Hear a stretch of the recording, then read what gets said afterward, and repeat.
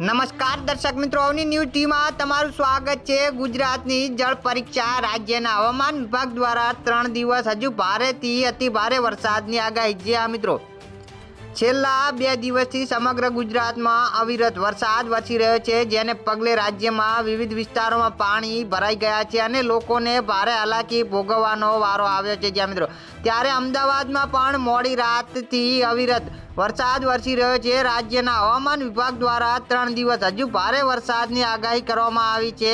આ ઉપરાંત રાજ્યના અન્ય ભાગોમાં મધ્યથી ભારે ગાજવીજ સાથે 40 થી 60 કિમીની ઝડપે પવન ફૂંકાવાની સાથે જ ભારેથી અતિ ભારે વરસાદની સંભાવના છે। જ્યાં મિત્રો મળતી વિગત અનુસાર વડોદરા, આણંદ, ખેડા, પંચમહાલ, મહીસાગર, અરવલ્લી, સાબરકાંઠા, મહેસાણા, ગાંધીનગર, અમદાવાદ, ભરૂચ, કચ્છમાં ગાજવીજ સાથે ભારેથી અતિ ભારે વરસાદની શક્યતા છે। જ્યાં મિત્રો બન્યા રહો ન્યૂઝ ટીવીમાં।